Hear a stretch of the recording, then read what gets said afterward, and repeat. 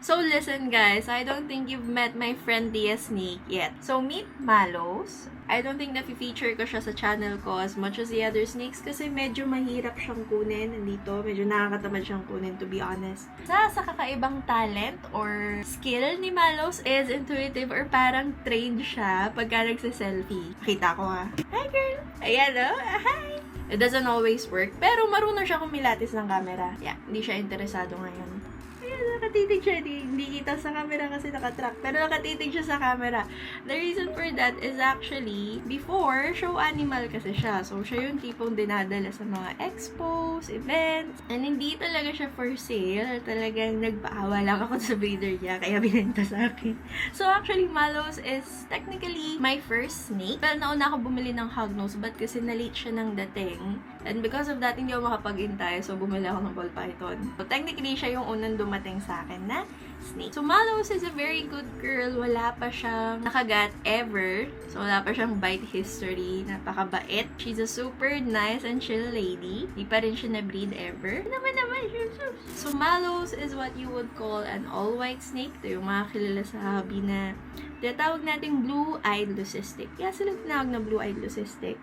Kasi, kung titingnan mo yung mata niya, is may color blue sa gitna. Kaya, blue-eyed leucistic. And leucistic, sabihin yung katawan nila is puti. I'm not really that familiar with ball python morphs and genetics. But yeah, blue-eyed leucistics or bells, in short, are one of the most popular morphs ng ball python sa hobby because of their all-white body. Meron pa nga yan iba, may parang cherry bomb. Yun naman yung parang albino version kung saan pula yung mata nila.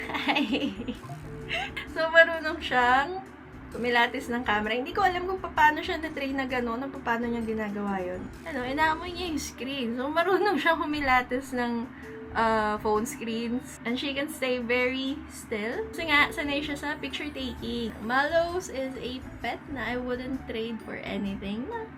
Is that right, girl? Oo, parang aso. Naman, hindi rin siya head shy. Colubrids ko pag ginaganto mo, maatras eh. Pero siya napakabait. And also, siya yung ginagamit kong parang mascot pet na rin pag may mga pumupuntang bata dito sa amin and gustong maka-experience mag-handle ng snake.